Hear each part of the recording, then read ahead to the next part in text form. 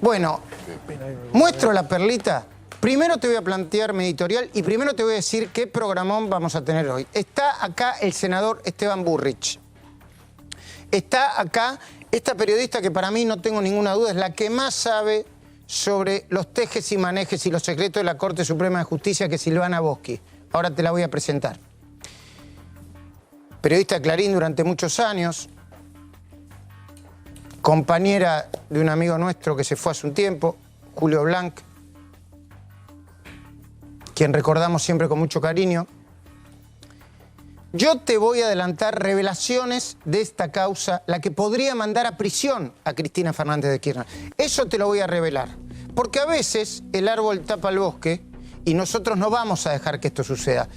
Pero estoy ansioso para mostrarte la perlita. Ansioso por mostrarte esta perlita. Yo no sé qué nivel de costo político pagarán los dirigentes para decir un día una cosa y otro día otra. No lo sé. Sí te invito a que veas este video. 2015, hace un ratito 2015, ¿no? ¿Cuánto hace? 3 años, 2015. Fines de 2015. Donde en Animales Sueltos reemplazaba en ese momento a Fantino Luis Novarecio en Animales Sueltos. Este es Alberto Fernández. Yo te lo juro que es Alberto Fernández. ¿Lo tienen ya? Bueno, mire. La pregunta es, ¿cómo pueden decir algo en un momento y decir cosas tan diferentes en otro momento? No me creas a mí. Seguí nuestra sección. Todos los días tenemos un poquitito. Hacé memoria. Este es Alberto Fernández hablando de Cristina. ¿Es el mismo Alberto Fernández de hoy? Mira.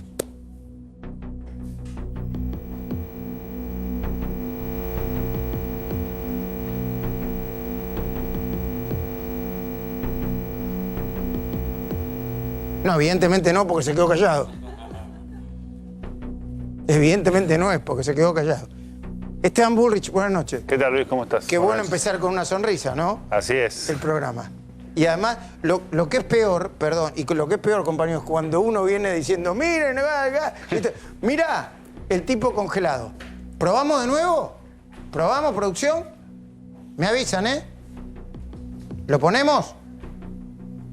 Ahora digo, cuando Cristina se va en el discurso de la plaza, impactante, mucha gente dice, dejamos un país funcionando, 30% de inflación, dejamos un país,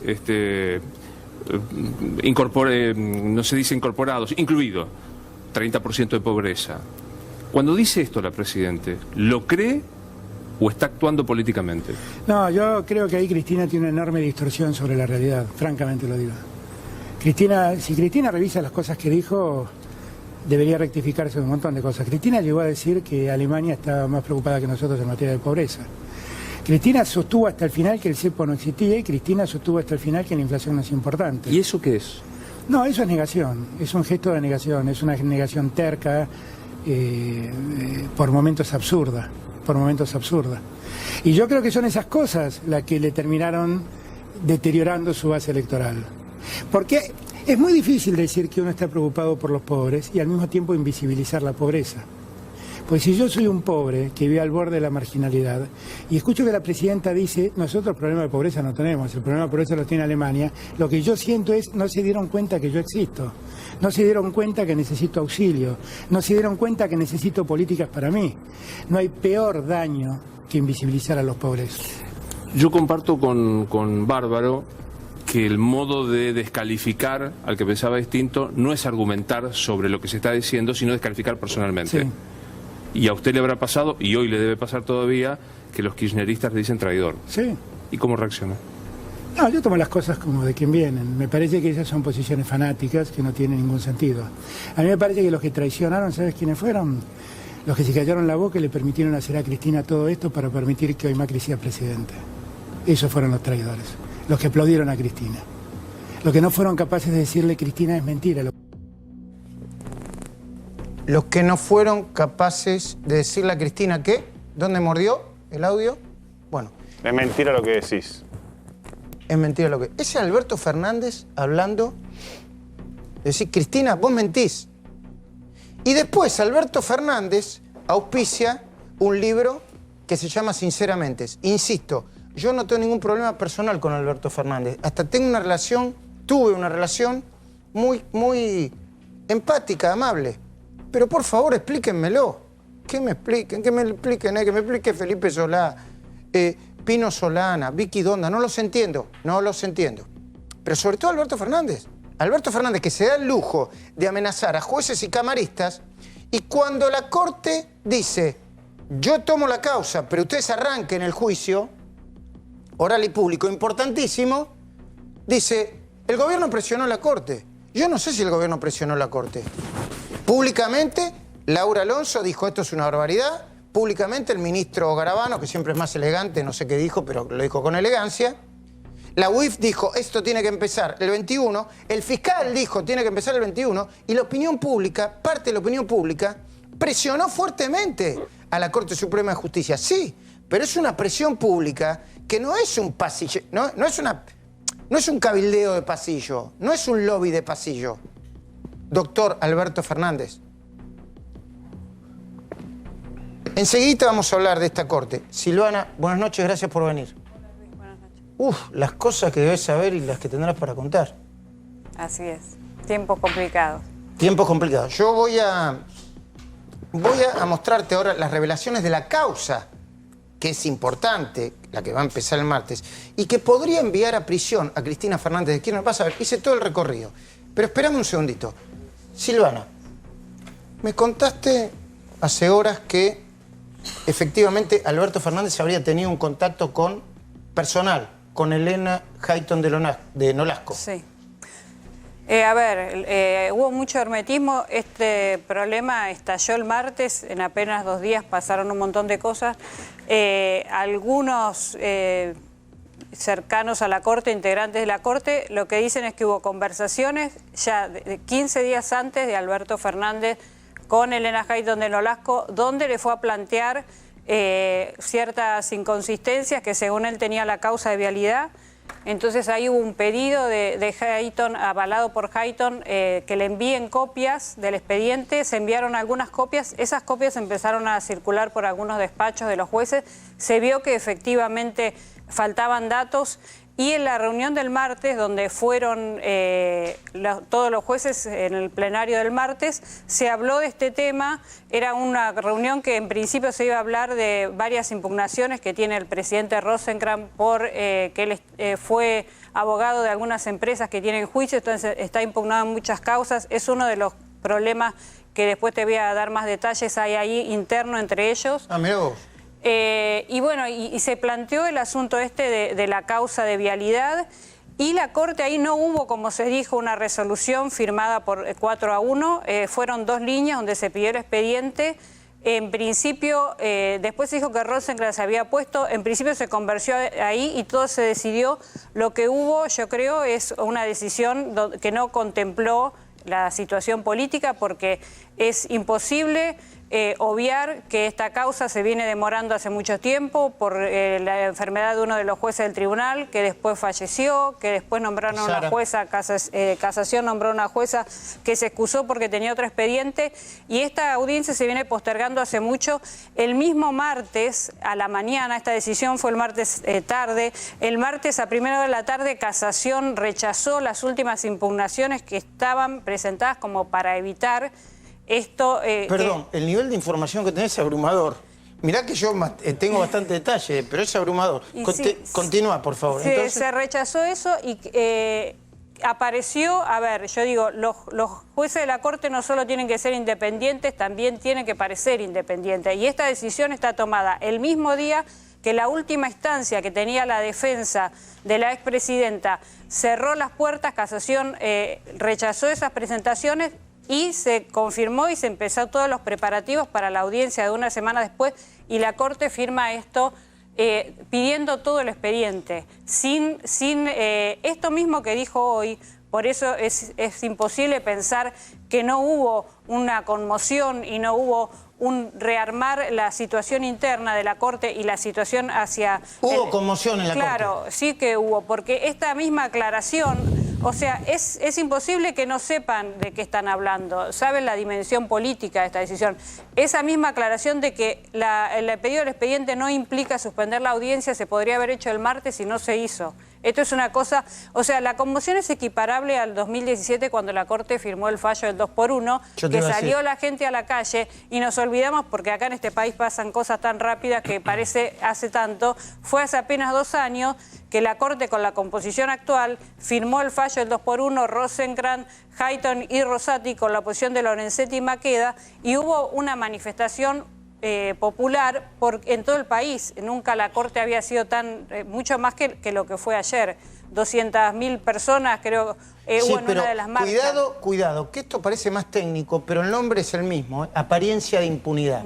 Yo de nuevo te quiero mostrar el libro de Silvana, porque cuando uno lo lee, realmente se mete, es una especie de House of Cards de la Corte, los secretos de la Corte. Y te quiero hacer 2 preguntas antes de ir al editorial. Atención, Hugo Machiavelli, que tenemos revelaciones de la causa esta de vialidad que podría mandar a prisión a Cristina, y te vamos a explicar por qué, con las cuentas y los plazos que se suelen tomar los tribunales para dictaminar en este tipo de causas.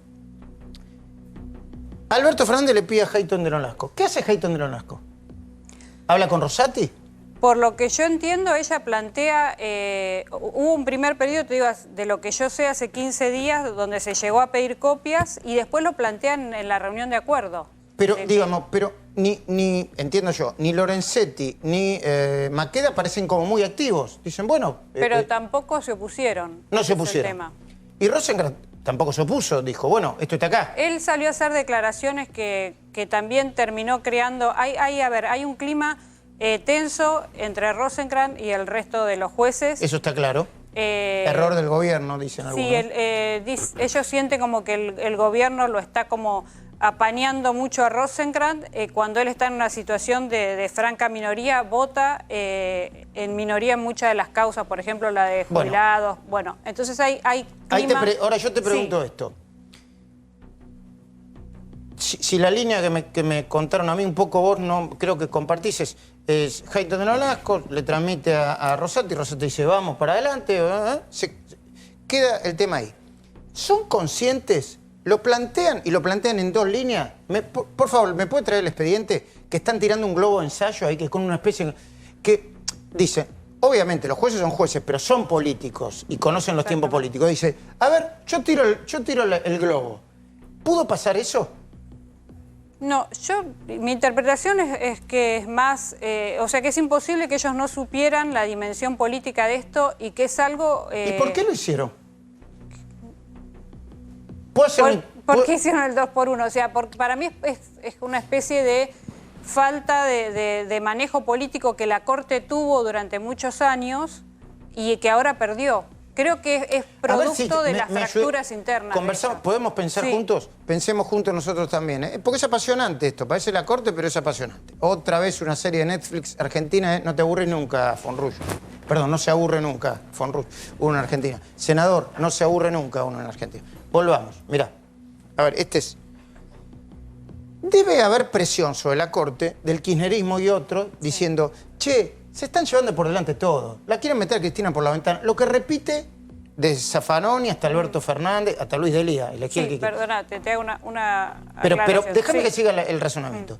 Quieren meter a Cristina por la ventana. Así que antes de esto planteemos las nulidades y la Corte dice, bueno, asegurémonos de que no sea tan desprolijo el proceso como para que mañana no termine como el de Pontacuarto y nombran a otro más. ¿Puede ser eso? Sí, eso es como la explicación que salieron a dar formal, de decir que las nulidades había que analizarlas porque después se caía el proceso, como fue el tema de la causa Banelco, que se terminó cayendo por las nulidades. Pero es imposible que no se entienda que eso lo están decidiendo una semana antes que empiece una audiencia que se venía postergando. Y lo que te quería decir recién, que no es solo esa audiencia, es todo una estrategia que está muy bien porque los abogados defensores son para defender a su cliente, pero es toda una estrategia para que ni la expresidenta ni sus hijos se sienten en un juicio oral antes de las elecciones. La foto que nosotros hicimos, siempre aclaro, el fotomontaje que el equipo de arte electrónico hizo ayer acá. Esa es la foto tan temida, la foto que finalmente va a suceder. Cristina, la pusimos en el medio, no sabemos cómo se van a sentar. Hoy Gorini decía que probablemente ese sea el orden, ¿no? Cristina, al lado de Lázaro Báez, eso ya es una bomba política. De Vido, el que está ahí al lado de Vido, porque ayer muchos preguntaban, no lo conocían, ¿ves que tiene cierto parecido a Néstor Kirchner? Es el primo hermano de Néstor Kirchner y es Santiago Carlos Kirchner, que también trabajaba en Vialidad y en algún momento en la Secretaría de Obras Públicas. Y este es José López, que acá hay otro elemento. Se va a sentar José López y todo el mundo tiene miedo. ¿Cómo reaccione José López? Me lo dijeron. Le digo, ¿por qué? Porque vos sabés cómo está ahora José Francisco López. No tengo la menor idea. Dicen que un día está bien y otro día camina y delira y camina por las paredes. Se notó en las audiencias del juicio por enriquecimiento. Claro. Bueno, ¿cómo puede...? En la forma en que se expresa, en la forma en que habla y en la forma en que calla. Bueno, y Cristina tiene que estar ahí, ¿no? En la primera audiencia tiene que estar. Sí, obligación. obligación. Sí, es obligación. Y en la última. Claro, cuando le leen. No, perdón. Y cuando declara. fue acusada. Y cuando declara también. Claro, o sea. tiene la obligación de seguir el expediente a través de su defensa. No va a estar en todas las audiencias, pero tiene la obligación de notificarse y eventualmente cuando sea acusada tiene que estar ahí. Bueno, a favor de lo que dice Silvana, ayer alguien importante que sigue la causa me decía, me extra que esto hace tiempo que empezó, 20 días dijiste vos más o menos, 15 o 20 días. ¿Por qué? Porque debido que venía pidiendo todo el tiempo una especie de ¿cómo se llama? Licencia para declarar desde... ¿Dónde está Marcos Paz? Marcos Paz. Desde Marcos Paz, a través de una teleconferencia, porque es diabético, etcétera, etcétera, ya no los pedía más. Ya no pedía más el privilegio. Parece que todos sabían que esto podía suceder. Y ahora, escuchemos atentamente a Silvana. Insisto, para mí una de las periodistas que, por encima de la grieta, sabe más de la Corte que cualquier otro que yo conozco. Quizá alguno venga y me diga, no, yo sé más. Yo creo que Silvana es la que más sabe. ¿Y por qué la Corte vuelve para atrás y dice, no, que empiece el juicio mientras yo reviso? Y bueno, por el escándalo que hubo, ¿no? O sea, hablábamos de una torpeza. También no hay que perder de vista el clima interno de ellos, de mucho conflicto que hay. Y yo creo que los más políticos de la Corte, que son Maqueda, que fue senador, y Lorenzetti, hay tanto conflicto interno entre ellos que yo creo que ellos sí vieron lo que se venía, pero a lo mejor el famoso cuanto peor mejor. Vos no sé, planteás la teoría interpretación. del enrarecimiento general de la Corte Y Suprema. a ver, no nos olvidemos que hace meses Lorenzetti le faltaban 3 meses para terminar su presidencia y el presidente Macri hace, digamos, que Rosenkrantz y sus operadores políticos hacen que Rosenkrantz plantee en un acuerdo de sopetón sacarle la presidencia a Lorenzetti. Hace tiempo que no escuchaba la palabra sopetón. De Me gusta. sopetón. Ahí quedó, como dice alguna gente amiga, un león herido dentro de la Corte. Porque no es que lo sacó de la Corte, lo sacó de la presidencia. Venía a la reunión del J20, estaba la de G20, la de J20, los jueces, una reunión, estaban ya impresas las tarjetas y los programas con el nombre de Lorenzetti, presidente de la Corte, y hubo que rehacerla. Porque asumió de golpe Rosenkrantz que más allá de sus méritos académicos y profesionales... Los tiene. Que los tiene, obviamente, pero como todos ellos, todos los que están en la Corte tienen méritos para estar ahí, pero fue como una cosa que creó mucho malestar entre ellos y que rompió con una hegemonía que más allá de que algunos lo criticaran por personalista a Lorenzetti, funcionó durante muchos años, que es lo que cuento un poco en el libro, 14 años donde la Corte funcionó como una orquesta, y había internas y había algunos roces, pero funcionaban bien y era un cuerpo, la Corte que llegó a tener 7 jueces que después, bueno, fallecieron Argibay, Petraki, se jubiló Fay y falleció poco después, pero había un trabajo coordinado y había un liderazgo que, bueno, que había llegado el momento de reemplazarlo. Lorenzetti ya había confesado que él sabía que ya terminaba su mandato, pero hubo esta actitud de sacarlo y que también, si uno se remonta a fines del 2015, la designación de Rosenkrantz y Rosati por decreto habla de una inexperiencia, desde mi punto de vista, del gobierno. A lo mejor será porque es un partido nuevo que no tiene sus operadores judiciales aceitados. como ¿Considerás un error tuvo... ese decreto y considerás un error? Ya está en línea el doctor Gorini, uno de los jueces de la causa. A mi entender, yo no lo conozco personalmente, a mi entender uno de los jueces que mejor trabaja, porque yo lo vi trabajar en la causa de Once. Y la causa de Once, el juicio oral de Once, ha sido uno de los más rápidos y de los menos ruidosos desde el punto de vista. Lo que estaba en el expediente se resolvía. Cualquiera que planteaba, esto va por cuenta mía, el abogado carancho Gregorio Dalbón, que quería caranchear ahí, tirar, chicanear, qué sé yo, cada 2 minutos lo sacaban de juego porque se quería avanzar. Y se avanzó. Enseguida voy a estar hablando con Gorini, que ya está en línea. Pero me decías, ¿considerás un error la jugada Rosenkrantz a la presidencia? A ver, por la falta de liderazgo que generó en este mes, creo que fue un error haber apresurado la salida de Lorenzetti, porque esas cosas habitualmente, yo vengo viendo de la época de Nazareno, las reelecciones de la presidencia, se conversa, se dicen tal acuerdo, se va a elegir presidente. Acá él se sentó y se enteró que lo bajaban de la presidencia. Y eso generó como un ruido de entrada. Pasaron 2 años en el medio, pero sigue habiendo como muchas rispideces internas. Y bueno, yo digo, tal vez existe el peronismo, el kirchnerismo tenía una excitada relación con la Corte, los radicales también. No hay tanto diálogo del gobierno. Sí, aparentemente es solo institucional. Te voy a hacer una pregunta, pero para que la pienses y me la conteste después. Algunos dicen, Menem tenía una mayoría automática, que era para protegerlo, para garantizar su impunidad y para impulsar algunas cosas vinculadas con la economía. Muy importante. Algunos se preguntan, ¿hay una nueva mayoría automática, pero en sentido distinto, que es contra el gobierno? Como se dice en algunos programas, no me contestes ahora, esperame un segundito. Doctor Jorge Gorini, buenas noches, gracias por atendernos. Lo he visto, lo he oído en las últimas horas y tengo que hacerle una pregunta para adelante, o varias preguntas para adelante. Primera pregunta. Sí. Gracias. Primera pregunta. Empieza efectivamente el juicio a las 12 del mediodía del martes. Sí, conforme siempre estuvo previsto, el juicio va a empezar el día martes 21 de mayo a las 12 horas. Tengamos en cuenta que este juicio estaba en un comienzo previsto para el día 26 de febrero, que por murió el doctor Tazara. De salud del doctor Tazara, que finalmente concluyeron con su fallecimiento, obligaron a la reprogramación del juicio para la fecha del 21 de mayo. Doctor, efectivamente es así. Yo sé que usted es muy prudente, lo oigo contestar y es muy prudente. ¿Fue usted el que pidió o fueron ustedes los que pidieron empecemos el juicio sí o sí, a pesar de que le demos los expedientes que ustedes nos reclaman? ¿O fue la Corte la que voluntariamente dijo, tenemos un expediente, escaneado o no, ustedes lo tienen escaneado, sigan trabajando? Nosotros lo que recibimos fue de parte de la Corte el requerimiento de la elevación urgente de la causa original, no en fotocopias, a los efectos de resolver, conforme después certificamos, 9 recursos que estaban pendientes de resolución por parte de la Corte.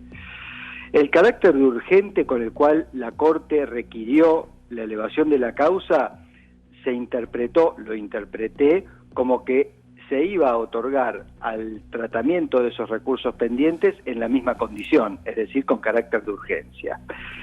En ningún momento la Corte propuso postergar el debate, ni el tribunal tampoco dispuso la postergación del juicio. Con lo cual, en realidad, se instalaron una serie de conjeturas y perdón, doctor, discúlpeme que le interrumpa. Conjeturas lógicas, ¿no? Si uno no, eso lo entiendo y es razonable, y justamente por eso es que yo he salido a brindar algunas aclaraciones para que justamente se disipen este tipo de preocupaciones que es razonable. Entiendo. Que se hayan instalado. Gorini, tienen que estar, a menos que pidan una excepción como lo pidió en algún momento Julio De Vido, en el caso de Once, estar por teleconferencia, tienen que estar ahí. Cristina Fernández de Kirchner, José Francisco López, Julio De Vido, Santiago Carlos Kirchner, se me están escapando muchos, pero Abel Fatala... Son 13 personas imputadas. 13 personas y sus abogados, tienen que estar ahí. Tienen que estar al inicio del debate, es una de las etapas en las que la asistencia es obligatoria. ¿Tienen que estar todos juntos, doctor, uno al lado del otro, o pueden intercalar con sus abogados? Pueden estar intercalados con sus abogados, el tema de la ubicación en la sala es algo que no está resuelto, pero que sí tienen que estar presentes. ¿Quién lo resuelve, doctor? No, el propio tribunal, después de acuerdo a la disponibilidad de la sala, la cantidad de partes, la cantidad de abogados que vengan y la disponibilidad de espacio que se tenga disponible, Perfecto. es que se va a configurar cómo se van a ubicar. Le voy a hacer una pregunta y le agradeciéndole que me haya atendido. Si yo no calculo mal los tiempos procesales, este juicio podría terminar entre 12 y 18 meses. Usted me va a decir que no lo sabe, pero yo calculo, ¿no? Me guío en la dinámica del juicio de 11, que luego lo va a tomar casación y casación se va a tomar entre 2 y 3 años para confirmar o desestimar las sentencias. ¿Estoy mal ubicado? ¿Estoy calculando mal? La verdad, Luis, cada vez que intenté hacer algún tipo de pronóstico o proyección respecto a la extensión de este tipo de juicios, tengan en cuenta que yo intervine en varios juicios de gran repercusión y trascendencia, me ha ido mal en este tipo de pronóstico porque estos juicios tienen una dinámica propia que la va imponiendo el mismo desarrollo del debate. Entiendo. Por sí, tenga en cuenta que vamos a comenzar a razón de una audiencia semanal, esto condicionado a la agenda de uno de los integrantes del tribunal que fue quien resultó sorteado para reemplazar y que tiene trabajo en otro tribunal, lo entendemos. Bueno, yo no se lo digo a usted personalmente, se lo digo a todos. Yo ya me acredité, porque me parece un juicio imperdible. Espero poder asistir por lo menos a las audiencias principales. Gracias, doctor.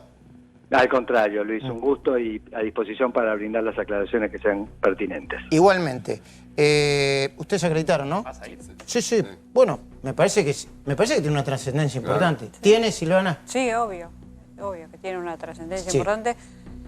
Hay que recordar también que la expresidenta, cuando en general en las indagatorias que tienen, las múltiples indagatorias que pasó hasta ahora, que es lo previo al juicio oral, ella presenta un escrito. En general no declara ante el juez. Entonces esta sería como la primera, no solamente es la foto, sino la primera vez que va a tener que dar explicaciones ante un juez y responder preguntas, ¿no? Bueno, porque pero nosotros ayer presentamos esta foto, que es la foto política, ¿no? ¿La muestran la foto? Porque después la reprodujeron en muchos medios, ¿eh? Esta es la foto. Esta es una foto fuerte, ¿no? Muy fuerte. Sobre todo porque Cristina nunca... O sea, ahora van a empezar a ver cómo va cambiando la estrategia con respecto a todo. Tenemos otra perlita de Cristina con debido. La vamos a poner antes de que yo siga con la editorial y después de hablar.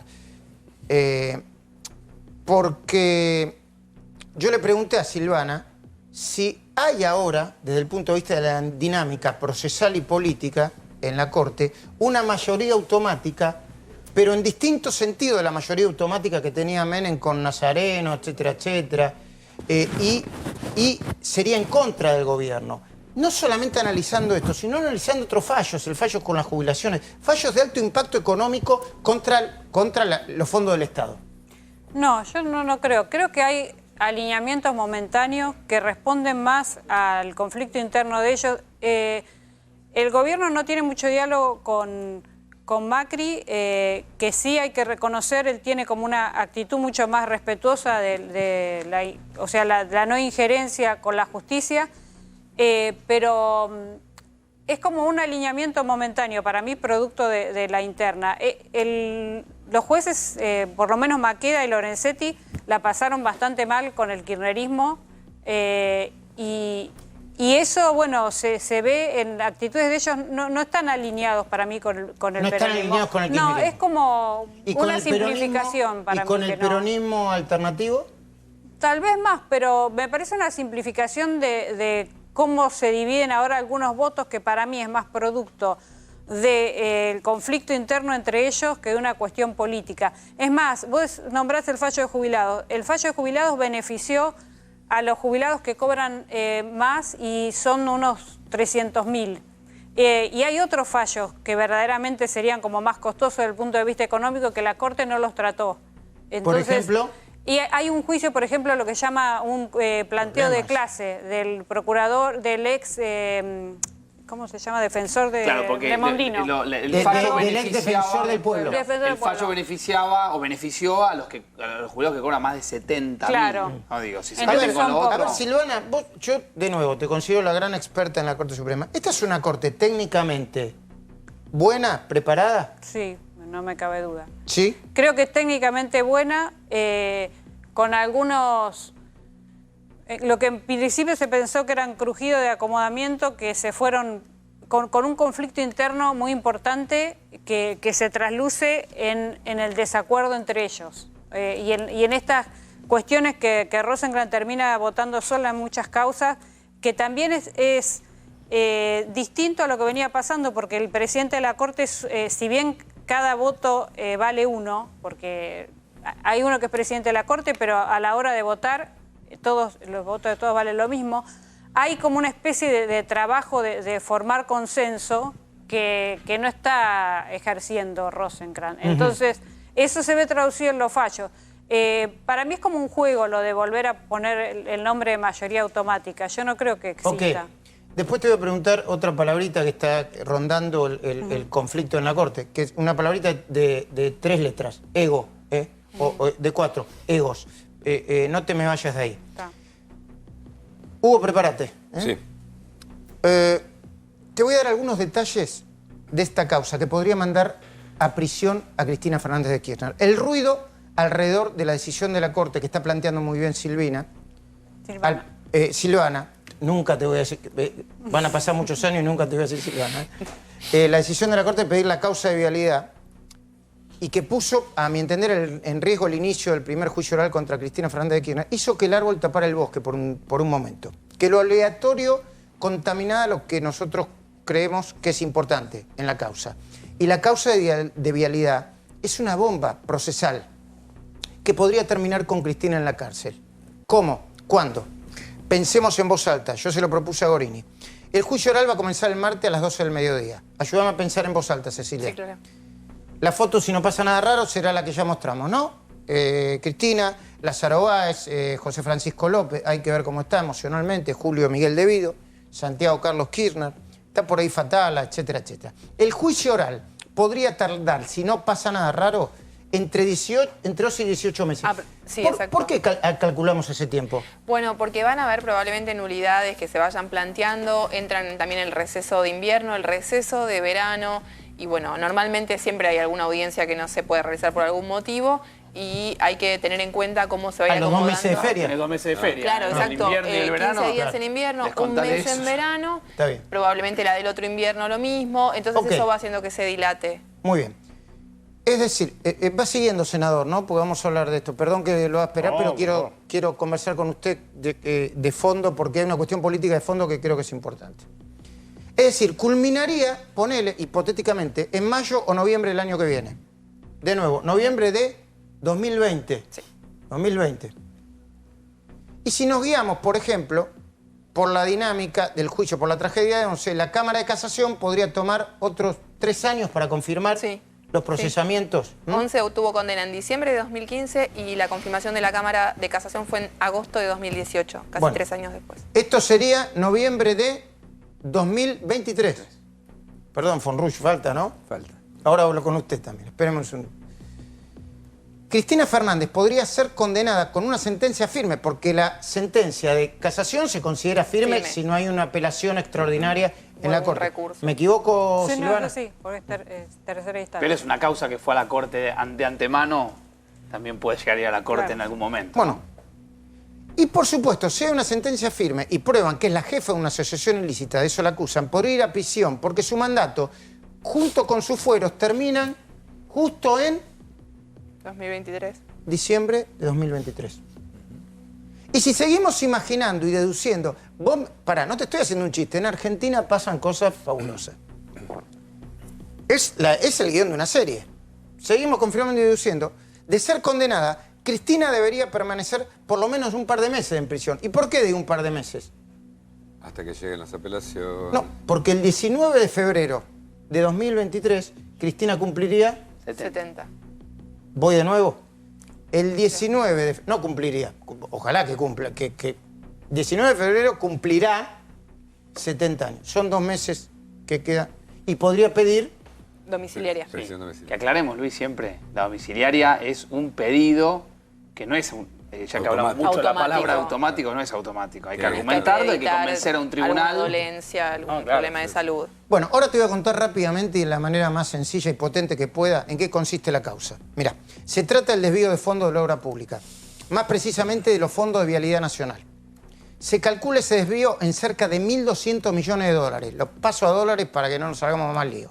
A favor de una sola empresa, Austral Construcciones, Lázaro Báez.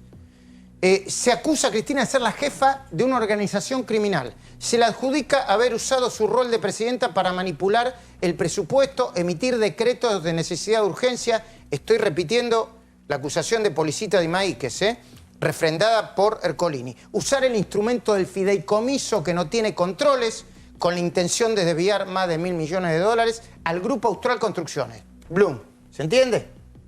El nivel de detalle que tiene la denuncia de Gerardo Policita Imaíquez es abrumador. Y las 165 fojas de ampliación de la presentación de Policita Imaíquez son más contundentes y precisas todavía. Desmenuzan año por año cómo el primer jefe de la organización criminal fue Néstor Kirchner y su esposa, Cristina Fernández, cómo tenían todo armado, dicen los fiscales, pensado y de antemano. ¿Por qué, a pesar de que ocuparon 3 periodos de gobierno, los funcionarios integrantes de la asociación ilícita permanecieron en sus puestos, casi en su totalidad? Es un dato muy serio. ¿Cómo canalizaron decretos de necesidad de urgencia y fideicomisos directamente desde el Estado hacia las arcas de Austral Construcciones? ¿Cómo ignoraron las recomendaciones y advertencias, porque hubo, de la Auditoría General de la Nación y de las áreas jurídicas del Ministerio de Planificación, que las hubo, y de la Secretaría de Obras Públicas de José López? ¿Cómo se adjudicaron las obras de manera caprichosa? ¿Cómo se inflaron los costos de las obras? ¿Por qué no se ejerció ningún control sobre las obras? ¿Y por qué se le pagó únicamente a Lázaro y a ninguna otra empresa más hasta el último peso de los contratos, a pesar de que solo terminaron 2 de los casi 50, 49 proyectos que le fueron adjudicados? Repito, Lázaro Báez, cuando terminó este proceso en diciembre de 2015, había terminado solamente 2 de los 49 proyectos que se le adjudicaron. Y ahora, Hugo Machiavelli. Policita planteó un mecanismo al que se le podría poner la letra K. ¿Me podrías decir cómo es ese mecanismo para que lo entienda todo el mundo? A ver, ¿por qué decimos que planteó un mecanismo? Porque Policita explica por primera vez, de manera muy sencilla, pero muy sencilla, cómo los fondos que salen del Estado van a Austral y cómo después vuelven de Austral Construcciones o de Lázaro Báez algunos negocios de Néstor y Cristina. Tenemos el cronograma, tenemos la maqueta.